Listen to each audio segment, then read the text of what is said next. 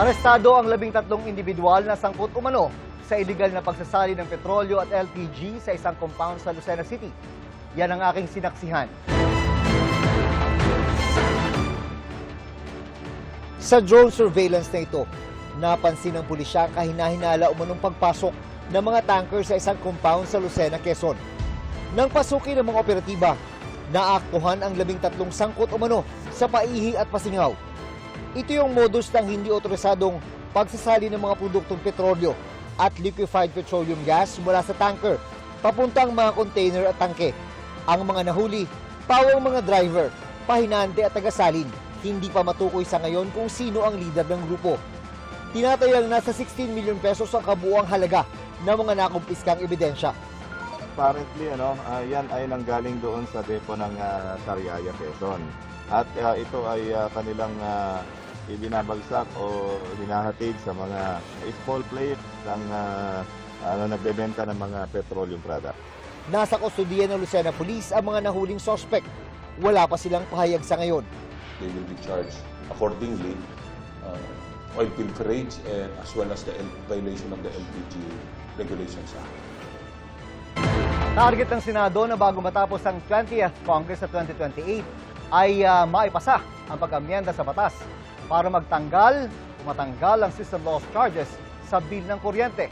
Ang Meralco, handa raw lumahok sa diskusyon. Ating saksihan. Hindi naman kasalanan ng consumer kung bakit nagkaroon ng systems loss. Kaya hindi naman tama na kailangan sila pa ang pagbabayarin dito.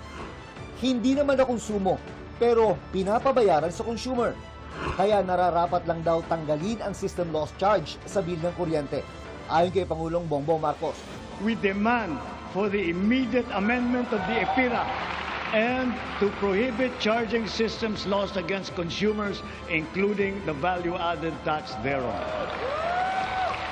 System loss ang nawawalang kuryente habang dumadaloy ito sa mga kawad, hindi kaya ninakaw dahil sa mga illegal connection. Sa ngayon, nasa 5% ang sinisingil ng Meralco ng system loss. Aabot naman yan sa 8 hanggang 12% para sa mga rural electric cooperative. Ito ay pwedeng may kapabayaan din ang mga utilities, kaya mayroon siyang cap na pinatutupad namin. Pero meron talagang porsyento ng mga system losses na talagang kahit ano pa ang gawin ng mga utilities natin ay hindi talaga nila ito maiiwasan dahil talagang nangangawala yung kuryente kapag ito'y dumaloy sa linya niya. Ang system loss, pinapatawan pa ng 12% value-added tax. So dapat ang mag-absorb niyan ay yung utilities. Diyan dapat nila maipakita yung kanilang efficiency o kagandahan ng kanilang operasyon. Dinidirigan sa Senado ang pag-amyenda sa Electric Power Industry Reform Act o EPIRA para alisin ang system loss, gayon din ang VAT na ipinapataw rito. Dahil ito po ay utos ng Pangulo, so ipa-fast track po natin ito. Hopefully, before the end of the 20th Congress, itong Congress na ito ay maipasa na ho natin yan. Actually, yung VAT talaga, yan ang tingin kong kailangan talaga i-re-examine. Pag lumabas sa power plant, 12% VAT. Pag kumaan sa transmission line sa Transco, 12% VAT. Pag bagsak sa bahay, 12% VAT ulit. Times 3. Isang beses lang. Ang Meralco, handa raw lumahok sa mga diskusyon tungkol sa pag-amyenda sa batas. Pero dapat daw kilalanin na common operational aspect ng paghahatid ng kuryente ang system loss. Namumuhunan ng Meralco sa pag-modernize at pag-upgrade ng pasilidad. Kaya hindi sila lumalampas sa 6.5% cap ng ERC. Pero di raw talaga mawawala ang system loss. Ayon naman sa Philippine Rural Electric Cooperatives Association na may miyembrong 121 electric cooperatives sa bansa, kakayanin lamang nilang tanggalin ang system loss kung may subsidiya mula sa gobyerno. Bilang mga electric cooperatives, non-stock, non-profit, wala akong provision or wala akong pondo na nakalaan para ko saluhin ang mga gastusin na ito. Matagal ng panawagan ng Power for People Coalition na tanggalin ang system loss. Pero ang tunay daw na makakaluwag ay kung mabawasan ang generation charge na 65% ng electricity bill. Sabi ng Power for People Coalition, kung gumamit ng renewable energy ang mga generation company sa halip na coal at liquefied natural gas o LNG, malaki ang matatapyas dyan. Mas nagmahal pa nga ang inaangkat na coal at LNG nang magkagyera sa Iran. Tinamaan tayo pa sa panahon ng Ukraine War, tumaas ang presyo ng kuryente. Hanggang ngayon, tumama yung Iran War, pataas ng pataas yung kuryente natin dahil yan sa importation ng coal at gas. So, kung baga sa elementary solution, kailangan mong palitan yung source na yon. Nagsubiti na sa ombudsman si Senador Ping Lacson ng mga ebidensya ng umano'y questionableng infrastructure project sa Taguig. Ang aligasyong may ghost project sa lungsod, tinawag na malisyoso ni Senate Minority Leader Alan Peter Cayetano, Mister Taguig Mayor Lani Cayetano. Saksi si Ian Cruz. Isinumiti na raw ni Senador Ping Lacson at kanyang team sa Office of the Ombudsman ang mga ebidensyang kanilang nakalap tungkol sa umano'y mga questionableng infrastructure projects sa Taguig City na baluarte ni Senate Minority Leader Senador Alan Peter Cayetano. Naniniwala si Lacson na sapat na ang mga ebidensya para magsampa ng mga kasong plunder, malversation at paglabag sa anti-graft law laban sa mga responsable. Ani Lacson, kakaiba ang mga anomalya sa Taguig sa mga questionableng flood control projects na una nilang nadokumento sa Bulacan. Gumamit umano ng old and new tricks ang mga infrastructure projects sa Taguig. Kabilang anya ang pagpapanggap sa isang illegal na reclamation project bilang mga slope protection structure na may kasamang ilang ghost project. May mga kaso rin umano ng double appropriation at pag-recycle ng mga larawan mula sa mga luma at tapos ng kontrata para singilin at kubrahin ang bayad para sa mga bagong proyekto. Lahat anya ito, isang tao lang ang kumontrol simula 2019. Mula 2020 hanggang 2025, nasa 14.5 billion pesos anya ang infra projects ng Taguig. Sa kanyang panig, sinabi naman ni Cayetano na welcome sa kanya ang mga isinumiting dokumento ng kampo ni Lacson sa Ombudsman. Nagulat lang daw siya sa pagkukumpara ng Bulacan sa Taguig patungkol sa flood control projects. Honestly, nagulat ako na i-compare sa Bulacan kasi napakalayo. Witness ang buong kababayan namin sa Taguig at lahat ng nagiging bisita ang produkto ng good governance for wala pa naman 20 years, no? 2010 till now and ako 1998 till now bilang congressman. Nauna nang sinabi ni Cayetano na walang ghost project sa Taguig. Kanina, sabi niya, malisyoso ang akusasyon. But from my point of view, it's malicious because nga hindi ko alam kung ano exactly at bakit ganun ang accusation at bakit suddenly, etc. But as I told you, always ready to face the consequences. May cost parati po talaga ang lahat ng ating pakikibaka, ang lahat ng ating struggle, maging opposition, mga administrasyon.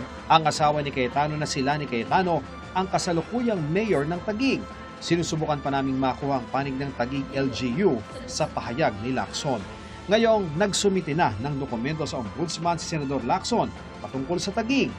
Iimbestigahan pa rin ba ito ng Senate Blue Ribbon Committee? Yung kay Senator Ping po, choice niya po yun. Alam nga ba naman, agawin ho namin sa ombudsman, nasa ombudsman na po yun. So, hindi ho kami papakialaman ho namin. Sabi ni Senate Blue Ribbon Committee Chairman Senator Erwin Tulfo, kapag naisa formal na ang membership ng komite, magpapatawag na siya ng investigasyon ukol sa flood control. Isa sa lumutang na magbibigay ng pahayag sa pagdinig ang kapatid ni Senador Cayetano na si dating Taguig Mayor Lino Cayetano. What I heard is willing, he has documents and mga na pwedeng isumiti po sa Blue Ribbon. Pati nga po yung dating mayor po ng Taguig, may mga documents din po nga isusumite. So we will entertain that. Ako si Ian Cruz, ang inyong saksi. Sa kanyang talumpati kontra SONA, sinabi ni Senate Minority Leader Alan Cayetano na napag-iwanan na ang Pilipinas ng mga kalapit bansa. Tanong pa niya, matay nga ba ang hustisya sa bansa o may selective justice? Saksi si Sandra Aguinaldo. Sa kanyang talumpati, tinawag ni Senate Minority Leader Alan Peter Cayetano ang nangyayaring aniyay selective justice. Sabi niya, matuturing na political prisoner sina Senador Jinggoy Estrada at Rodante Marcoleta na ngayon ay nakakulong ng walang piyansa. Ang pagtatagurin aniya ni Senador Bato de la Rosa mula sa warrant of arrest ng International Criminal Court resulta umano ng kawalan ng hustisya. Sabi ng Pangulo, I am president not only of my family, and it is worth yung palakpak na binigay sa kanya. But can we add, the president is also not only the president of the administration, he is also president of the opposition. And respectfully, I believe that Senator Bato is fleeing unjustly because he cannot get justice. I believe Senator Jinggoy and Senator Marcoleta are political prisoners, and that if it wasn't weaponized, they will be able to at least go out on bail. So, Mr. President, these are things that we should talk about as a Senate. Beyond politics, beyond emotions. Sabihin nyo na mali ako, but should they be allowed to attend the impeachment? Pantay-pantay ba ang hustisya o selective justice po tayo ngayon? Inilatag din niya na napag-iwanan na umano ang Pilipinas ng mga kalapit bansa nito, tsaka kinonekta sa katiwalian sa bansa. Anya, kailangan ng tunay na reforma. Ang estilo ng talumpati ni Cayetano, nakadisenyo na parang nag-uusap ang isang ama at kanyang anak. Tay, pinapanood ko ang Pangulo kahapon, bakit unang-una niyang binanggit ang flood control? Anak, biggest issue of the year yan at pinakamalaking skandalo sa corruption in our history. Anak, importante ma-resolve yan. Dapat kasi bumalik ang tiwala sa leaders at sistema. Binanggit din ni Cayetano ang ilan pang problemang kinakaharap ng bansa, gayaan niya ng mahinang performance ng agrikultura. Parati kasi tayong nagdi-disagree, kaya napabayaan ang agri. Diba? Marami po talagang magaling sa Pilipinas, diba? We really disagree with many things. So, ang napabayaan yung agri. Mr. Senate President, do you agree? Ilan pa sa sinabi ni Cayetano sa kanyang kontrasona, ang hirap sa paghahanap ng maayos na trabaho na sana anyay matugunan ng gobyerno. Hirap ng buhay sa mga probinsya, kaya kailangan anya ng tunay na rural development project. At sana ay matuloy na anya ang Mindanao Railway Project. Sandra Aguinaldo, ang inyong saksi.